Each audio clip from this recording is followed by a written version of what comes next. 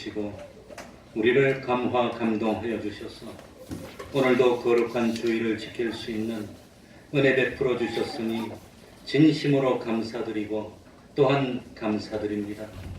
참 우리는 죄인이지만 주님의 보혈로 죄 없는 자로 만들어 주시고 의로운 자로 만들어 주시고 하나님과 합친된 아들로 만들어 주셔서 영생의 소망을 가지고 순간의 세상을 살 수 있도록 하여 주시니 감사드립니다.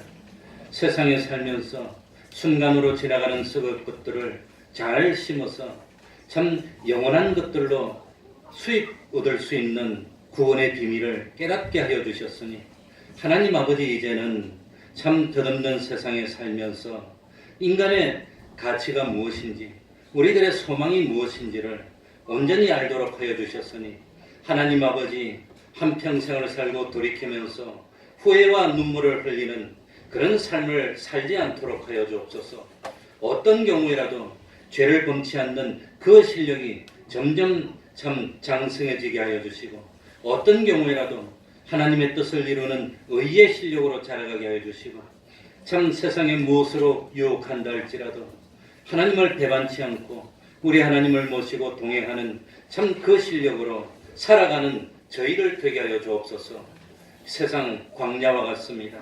저희들의 힘만으로는 이 광야를 건널 수가 없습니다. 우리 주님이 구름기둥 불기둥을 인도하여 주실 때에 순종으로만 나아가는 저희들 되게 하여 주셔서 마침내 참 영원한 복락의 나라에 들어가서 참 하나님을 대리하는 저희들이 다 될 수 있도록 연단의 시험의 현실이 올 때에 그 시험의 현실에서 이기고 옳다 인정함을 받고 생명의 면류관을 얻을 수 있는 저희들 될 수 있도록 하나님 아버지 붙들어 주시고 은혜로 함께하여 주옵소서. 이 시간 말씀으로 찾아오실 때에 마음문을 열고 영접하여서 놀라운 구원의 도리를 깨닫는 기쁨 누리게 하여 주시고 능력받고 그리고 버릴 것을 버리고 갖출 것을 갖추는 참 시간이 될 수 있도록 하여 주옵소서. 하나님 아버지, 이 예배를 하나님이 주관하여 주시고 하나님이 인도하여 주옵소서. 주님의 이름으로 모인 곳곳마다 하나님의 은총이 함께하여 주시기를 바라며 예수님 이름으로 기도하옵나이다. 아멘.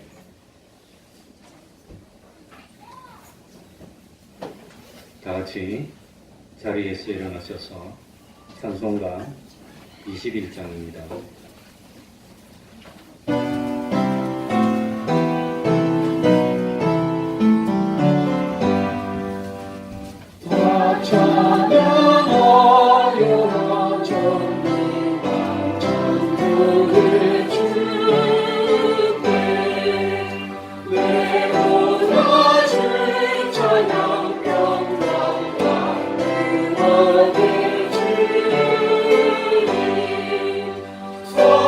성도들아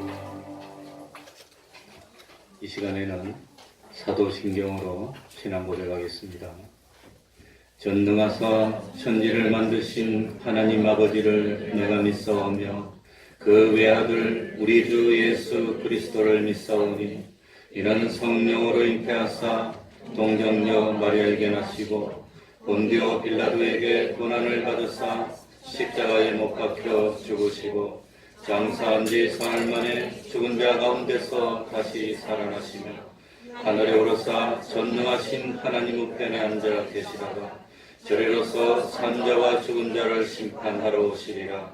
성령을 믿사오며 거룩한 공예와 성도가 서로 교통하는 것과 죄를 사하여 주시는 것과 몸이 다시 사는 것과 영원히 사는 것을 믿사옵나이다. 아멘.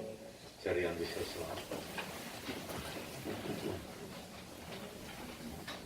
찬송가 375장이 되겠습니다.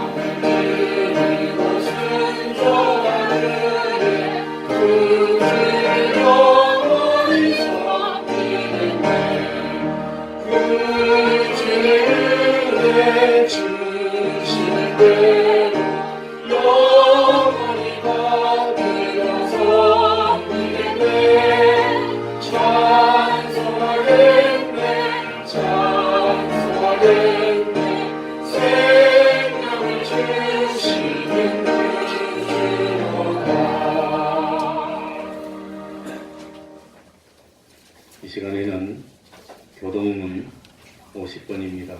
교동문 50번을 교독하겠습니다. 예배 순서에도 나와 있습니다.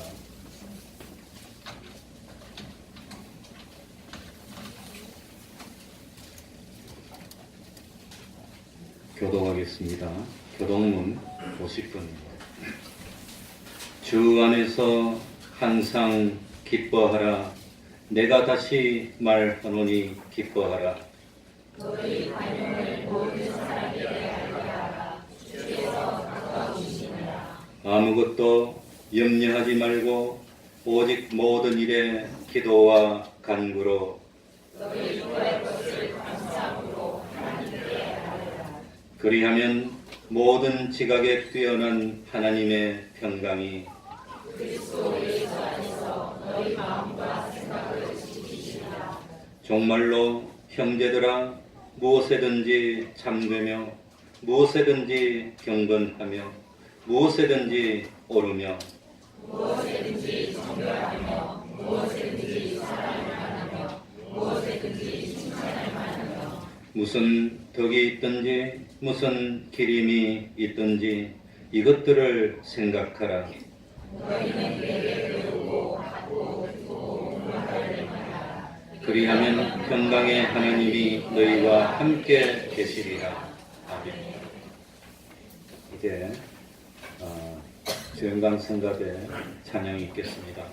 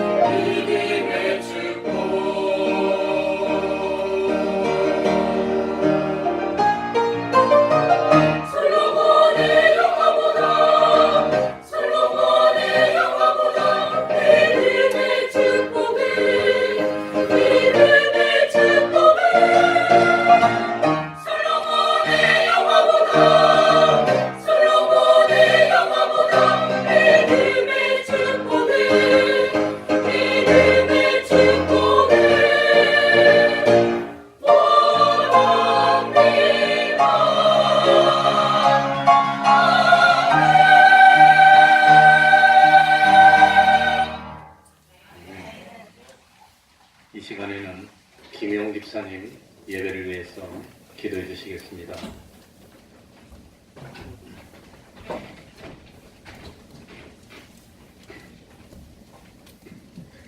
기도하겠습니다. 아버지 사랑합니다. 항상 우리와 함께 계시고 아버지께서 함께 하시는 거룩한 예배를 허락하시면 감사합니다. 아버지, 우리는 우리 각자가 선한 존재가 되기 위해 아버지의 생명, 우리의 생명 하나님의 처소로 떠난 죽은 자들이요 아버지께서 우리 가까이 있게 하신 빛을 보지 못하는 어두움입니다. 우리는 우리가 아버지의 말씀을 본다, 안다, 믿는다 말하지만 그 말씀을 사람의 지식으로 알고 악한 영의 종로를 파는 자들이요 우리의 의를 지키려 거룩한 말씀 예수 그리스도를 십자가에 못 박아 죽이고 하나님의 자리를 차지한 반역자들입니다. 아버지 같은 우리를 선택하시고 부르시고 구원하심을 감사합니다. 우리 안에 우리의 생명 그리스도 예수의 거룩한 영을 거하게 하시고 우리를 진리 안에서 예배하게 하심을 감사합니다. 기름 부으심의 가르침을 통해 우리에게 진리를 계시하시고 아버지의 선하신 다스림 안에서 살아가게 하여 주심을 감사합니다. 우리를 예수 그리스도께서 머리이신 교회로 만드시고 우리를 통해 아버지의 영광을 열어 보이심을 감사합니다. 아버지 세상은 아버지의 지음받은 존재이지만 위에 있는 참된 소망을 알지도 소유하지도 못하고 사탄의 시험에 빠져 육체와 눈들의 욕망, 삶의 자랑거리를 선의 족도로 삼고 각자 자신의 뜻대로 선을 추구합니다. 이 땅에 자신들의 모임을 성전이라 교회라 부르는 자들이 많으나 하나님의 영광을 세상의 부귀와 영광을 얻는 수단, 자신의 배를 채우는 수단을 알고 열과 성을 다하고 억척 부리는 자들이 많이 있습니다. 아버지 불쌍히 여겨주옵소서. 아버지 예수 그리스도 하나님께서 굴욕당하신 피 흘리신 죽으심을 통해 세우신 우리의 서평동교회 세상의 것을 말하고 세상의 영광을 추구하는 교회가 아니라 아버지의 영광을 드러내는 교회 그리스도 예수 주 안에 깊이 뿌리 내리고 진리를 말하는 교회 생명의 향기를 내는 교회되게 하여 주옵소서. 아버지 항상 아버지의 말씀을 바로 전하게 수고하는 목사님을 축복하여 주옵소서. 목사님께 거룩한 영의 권세와 능력을 더하여 주시고 목사님을 통해서 보는 모든 말씀 생명의 말씀이 되게 하여 주옵소서. 아버지 오늘도 그리스도의 몸에 지체의 역할을 다하려 수고하는 이 교회의 모든 기관과 보이지 않는 곳에서 묵묵히 수고하는 모든 성도들에게 은혜와 축복을 더하여 주옵소서. 아버지 예배 함께 하시며 우리의 찬양과 기도를 받으심을 감사합니다. 항상 우리와 함께 계심을 감사합니다. 우리의 생명, 우리의 영광, 그리스도 예수의 이름으로 기도드립니다.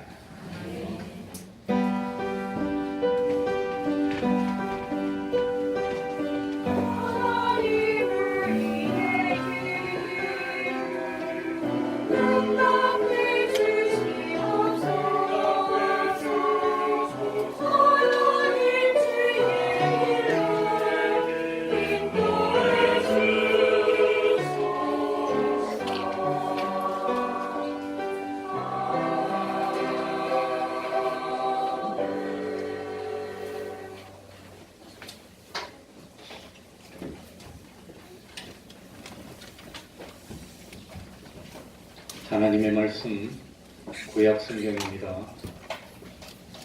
여호수아 2장 8절입니다.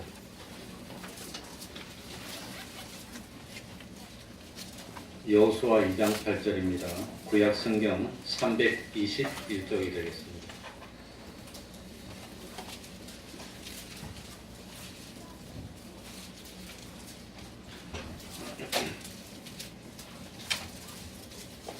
제가 읽겠습니다. 구약 성경 321쪽 여호수아 2장 8절입니다. 두 사람이 눕기 전에 라합이 지붕 위에 올라가서 그들에게 이르러 말하되 여호와께서 이 땅을 너희에게 주신 줄을 내가 아노라. 우리가 너희를 심히 두려워하고 이 땅 백성이 다 너희 앞에 간담이 먹나니 이는 너희가 애굽에서 나올 때에 여호와께서 너희 앞에서 홍해물을 마르게 하신 일과 너희가 요단 저편에 있는 아모리 사람의 두 왕 시혼과 옥에게 행한 일 곧 그들을 전멸시킨 일을 우리가 들었습니다. 우리가 듣자 곧 마음이 녹았고 너희의 연고로 사람이 정신을 잃었나니 너희 하나님 여호와는 상천하지의 하나님이시니라. 그러므로 청하노니 내가 너희를 선대하였은즉 너희도 내 아버지의 집을 선대하여 나의 부모와 남녀 형제와 무릇 그들에게 있는 모든 자를 살려주어 우리 생명을 죽는 데서 건져내기로 이제 여호와로 맹세하고 내게 진실한 표를 내라. 두 사람이 그에게 이르되 네가 우리의 이 일을 누설치 아니하면 우리의 생명으로 너희를 대신이라도 할 것이요 여호와께서 우리에게 이 땅을 주실 때에는 인자하고 진실하게 너를 대우하리라. 아멘. 14절까지만 읽었습니다. 사실은 2장 전체를 읽을 것인데 시간 관계상 가운데 부분만 읽도록 하겠습니다. 하나님의 종이었던 모세는 죽었습니다.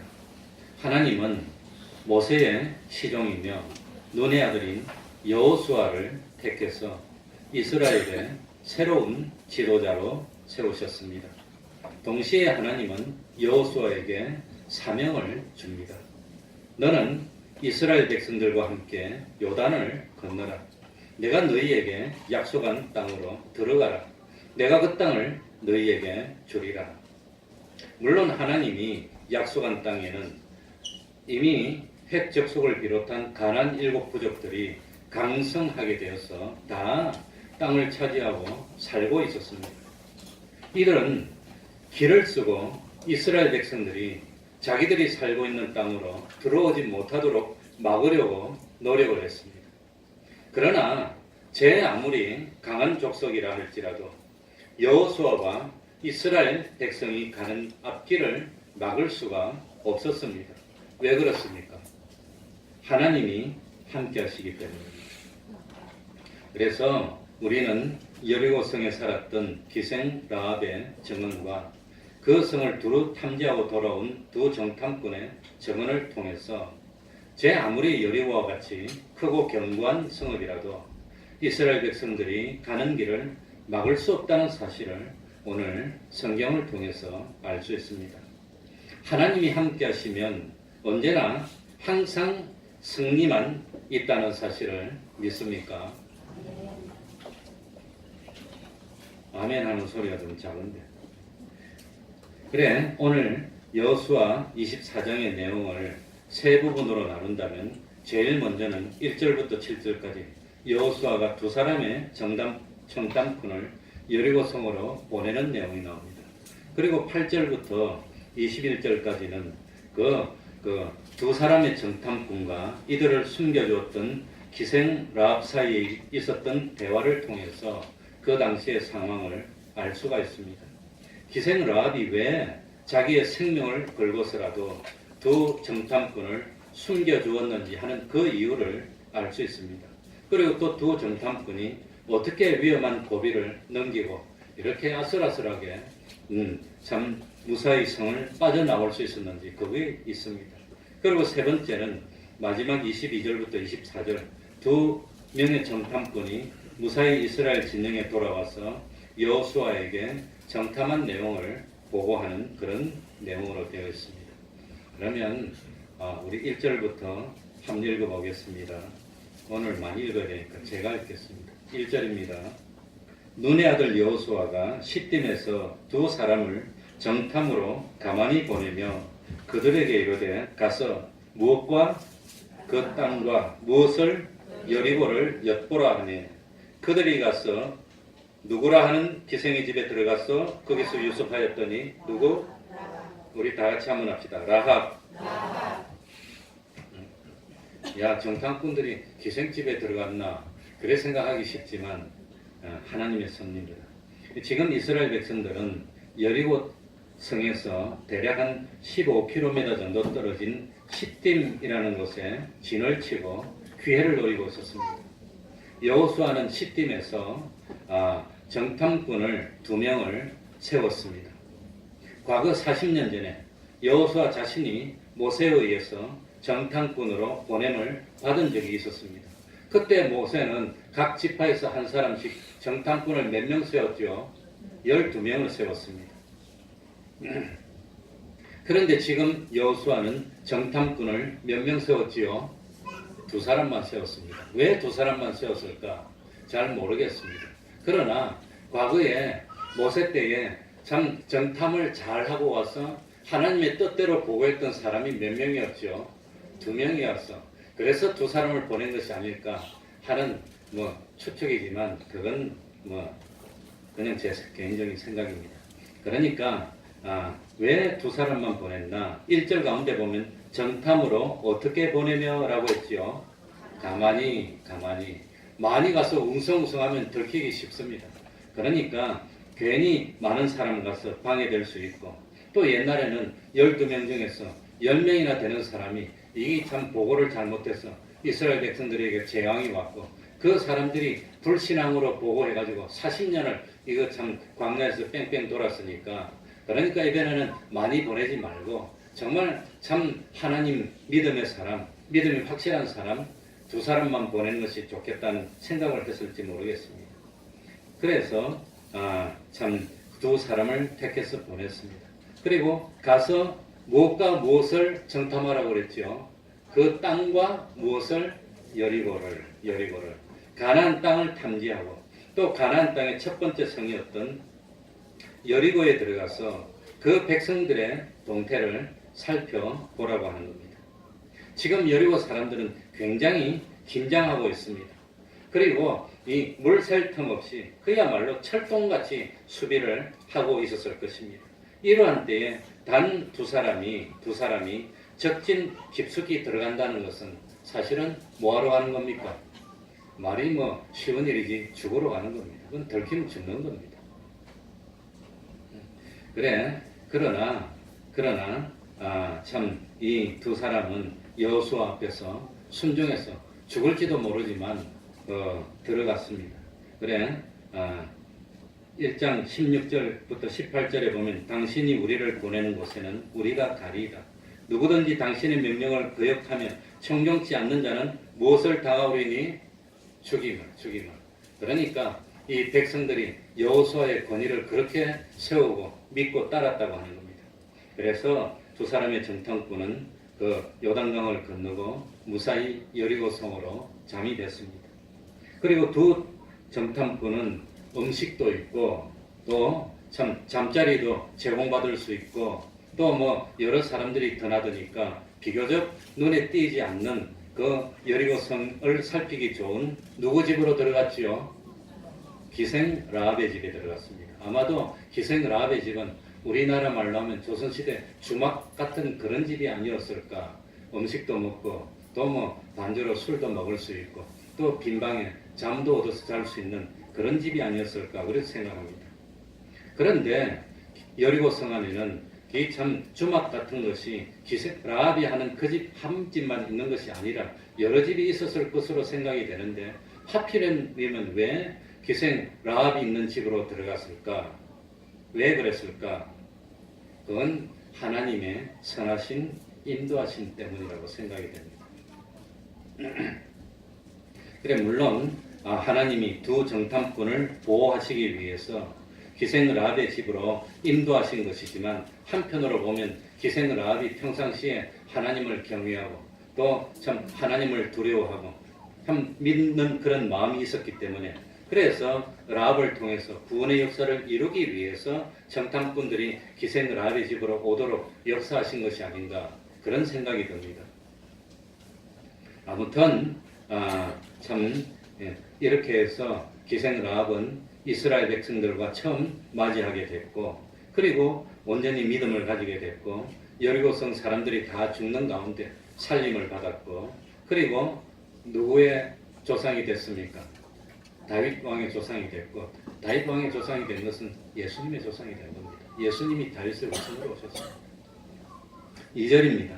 2절 한번 우리 다 같이 읽어봅시다. 혹이 여리고 왕에게 같이 읽습니다. 시작. 혹이 여리고 왕에게 고하여 가로되 보소서 이 밤에 이스라엘 자손 몇 사람이 땅을 탐지하러 이리로 들어왔나이다. 지금 여리고 사람들은 굉장히 신경을 곤두세우고 있습니다. 전쟁을 앞두고 있습니다. 이기면 살고 지면 다 죽는 겁니다. 자기도 죽고 아내도 죽고 자식도 죽고 다 죽는 겁니다. 그러니까 모든 것을 잃어버리느냐 아니면 지키느냐 죽느냐 사느냐 전쟁을 앞두고 있습니다. 얼마나 신경이 날카롭게 곤두서겠습니까? 아마도 여리고 왕은 자기가 할 수 있는 모든 정보망을 총동원해가지고 이스라엘 백성들의 동태를 살피고 이 사람들이 어떻게 하나 그걸 얼마나 지켜보겠습니까? 전쟁이 지면 왕도 죽는 겁니다. 왕의 아내도 죽고 왕의 아들도 죽고 다 죽는 겁니다. 온 집안 다 죽는 겁니다. 그리고 젊은 여자들은 노예로 잡혀가고 이러니 전쟁은 그냥 뭐 모든 것을 잃느냐 지키느냐 하는 그런 어마어마한 전쟁입니다. 그랬더니 여리고 사람들도 눈을 부릅뜨고 지켜서 이 이스라엘 진영에서 정탐꾼이 오자마자 즉각 어떻게 됐습니까? 발각이 돼버렸습니다. 왔다는 사실을 깨달았습니다. 그리고 이 정탐꾼이 누구 집에 들어갔다는 것까지도 다 왕에게 바로 보고가 됐으니까 여리고 성 사람들도 얼마나 깨어서 준비를 잘하고 있었나 하는 걸 우리들이 알 수가 있는 겁니다. 그래서 여리고에 정탐꾼이 2명이 왔다는 사실도 알았고 언제 왔단 말입니까? 밤에 왔다는 사실도 알았고 그 소속이 이스라엘 자손이 있고 정확히 2사람이 들어왔는데 임무는 이 땅을 탐지하는 것이라는 이 정확한 정보가 왕에게까지 바로 전달이 됐습니다. 대단히 놀라운 일입니다. 그래서 여리고 왕은 정탐꾼들을 체포하기 위해서 즉시 기생을 집의 집으로 군사들을 보냈습니다. 3절입니다. 다 같이 읽어봅시다. 3절 여리고 왕이 같이 읽습니다. 지금 안 읽으면 성경 하나도 못 읽잖아요. 지금이라도 읽어야지. 시작. 여리고 왕이 라합에게 기별하여 가로되 내게로 와서 내 집에 들어간 사람들을 끌어내라. 그들은 이 온 땅을 탐지하러 왔느니라. 들켰습니다. 라합은 왕의 명령에 순종할 수밖에 없었을 것입니다. 그렇지 않으면 이거는 뭐 이적 행위를 하면 즉시 이거는 사형에 처합니다. 이건 전쟁을 앞두고 있는데 이게 뭐 참 이 이적 행위하면 그건 죽음입니다. 그래서 라합이 왕에게 순종했는데 어떻게 대답을 했는지 하나님이 라합에게 지혜를 줬더니 라합이 얼마나 슬기롭게 대답하는지 4절에 보니까 그 여인이 그 2사람을 이미 뭐하였는지라 벌써 숨겼어요. 가로되 이제 말합니다. 과연 그 사람들이 내게 뭐하였으나 안 왔다고 하면 됩니까? 본 사람이 있는데 안 왔다고 하면 이건 큰일 나는 거죠. 왔었으나 그들이 어디로 서인지 나는 뭐하였고 그 사람들이 우리 집에 왔는데 왔으면 누가 신고해야 됩니까? 라합이 자기가 신고해야 되지. 근데 자기는 신고 안 했어. 그러니까 다른 사람이 보고 신고를 했으니까 이 사람이 잘못하면 큰일 나는 거예요. 그러니까 그 사람들이 오기는 왔는데 거짓말을 했다가는 뭐 사사시 조사하면 잡힐 거 아니에요. 그러니까 어디로서 왔는지 알지 못해요. 그 사람들이 왔는데 우리 집은 추막이기 때문에 나그네들이 항상 왔다 갔다 하니까 그런 사람인 줄 알았지 우리가 그 사람들이 간첩인지 몰랐습니다. 얼마나 지혜롭게 대답합니까? 안 왔습니다. 그랬다가는 본 사람이 있는데 당장 군사들이 들어가서 이잡듯이 뒤지면 잡힐 거 아니에요. 자기가 숨겨준 것도 뽀록 날 거 아니에요. 그러면 온 집안이 다 죽으면 안 나요. 그러니까 이 라합이 얼마나 지혜롭게 잘 대답했는지. 그들이 내게 왔었으나 나는 그들이 어디로서 온 사람인지 알지 못하였다고 하는 겁니다. 왜 몰라요? 다 알고 있지. 그리고 5절에 봅시다. 그 사람들이 어두워 성문을 닫을 때쯤 되어 뭐하였으니 벌써 나가고 없다는 겁니다. 와기는 왔는데 벌써 나가고 없대. 어디로 갔는지 알지 못하되 급히 따라가라. 그리하면 그들에게 미치리라 하였으나. 그러니 하나님이 이런 지혜를 안 줬으면 어떻게 이리 대답했을까? 얼마나 조마조마할까? 전 지금도 그 조마조마한 거 못 봅니다. 그래서 스포츠도 좋아하는데 우리 국가대표팀이 축구 시합하는 거 한 번도 내가 바로 본 적이 없습니다. 라이브로. 지금도 그때 2000년도 올림픽 할 때 못 봤습니다. 두근거려서 못 보겠어. 끝나고 난 뒤에 이겼다 하면 봅니다. 이긴 거 보면 기분 좋잖아요. 졌다 하면 안 봅니다. 그래서 나는 꼭 그 리플레이를 봅니다. 재방송하는 거 보는데 진 거는 안 보고 이긴 것만 꼭 봐. 이긴 거 통쾌하니까. 졌다 그러면 안 보여. UFC 그런 것도 굉장히 좋아하는데 우리나라 사람 나오는 건 내가 못 봐요. 가슴 졸여서 못 봐. 심장 터질 것 같아. 아예 안 보고. 나중에 이겼다 그러면 봐요. 졌다 하면 못 봐요. 가슴 아프니까. 얼마나 두근두근 하겠습니까? 그런데 하나님이 지혜를 주니까 그 사람이 왕위를 받는데 벌써 나가고 없다는 거예요. 그리고 한술 더 떴습니다. 뭘 했습니까? 빨리 우물쭈물하지 말고 빨리 따라가면 잡을 수 있으니까 빨리 가보라는 거예요. 여기 있지 말고 빨리 우리 집에서 멀리 가래. 여기 있으면 불안하니까. 그랬더니 이 참 얼마나 그 사람들이 그냥 그 기생나합에 속임수에 속아가지고 빨리 그냥 그 군인들이 잡으러 간다고 우르르 다 나갔어. 그러고 성문이 닫혔고 라합의 집에는 아무도 안 오는 거예요. 그러니 얼마나 이 라합이 대답을 슬기롭게 잘했습니까? 두근두근 할 건데 6절에 보니까 실상은 어떻게 했죠? 실상은 그가 이미 그들을 이끌고 지붕에 올라가서 그 지붕에 버려놓은 3대에 뭐였더라? 숨겨놨어. 그러니까 이 다 숨겨놓고는 만약에 들어와서 찾아서 들키면 그 두 사람만 죽나? 기생 라합도 죽고 자기 집안도 하면 다 죽일 거예요. 다 죽일 거예요. 안 그러겠습니까? 그러고 본보기로 간첩질하면 이렇게 죽인다고 매달아 놓을지도 몰라. 그러니 얼마나 두근두근 했습니까? 생명을 걸고 라합이 이스라엘 그 정탐꾼을 지켜줬다고 하는 겁니다. 그래, 그 당시에 지붕은 제가 책을 사서 보니까 그 당시에 문화에 대해서 보니까 지붕이 지금처럼 슬라브처럼 이렇게 되어 있었습니다. 납작하게. 그런데 지붕에다가 3대를 올려놨다 그래요. 3대는 삼배 옷을 만드는 재료입니다. 아마 만드는데 말려야 되니까 지붕에 쭉 늘어나서 3대를 많이 놔두고 그 3대 속에 두 명이 들어가 있으라고는 위에다가 아마 3대를 다 덮어놓은 것 같아요. 근데 조사하러 오면 그걸 조사를 안 하겠습니까? 당장 조사하지. 그런데 참 이게 그 기생라합이 그냥 다른 말로 속였더니 여리고성의 군인들이 속아서 나갔다고 하는 겁니다. 이건 기생라합이 잘 말한 것도 있지만 하나님의 역사로 이 참 여리고성의 군인들을 마음을 어둡게 해가지고 이 하나님이 보호해줘서 그리 된 게 아닌가 그런 생각이 듭니다. 하나님의 보호 역사로 생각이 됩니다. 그리고 7절에 보면은 그 사람들은 요단길로 나루터까지 따라갔고 그 따르는 자들이 나가자 곧 성문을 닫았더라. 그러니 여리고성 사람들도 지혜로우니까 제일 먼저 나가가지고 어디로 갔지요? 요단강에 어디로? 나루턱으로. 요단강 나루턱을 지켜야 뭐합니까? 테러를 차단하고 도망 못 가는 겁니다. 나루턱을 지키면 요단강을 못 건너고 그건 안에 있으면 잡히게 된다고 하는 겁니다. 그리고 군사들이 나가자마자 성 안에서 바깥으로 아무도 못 나가도록 성문이 굳게 닫혔습니다.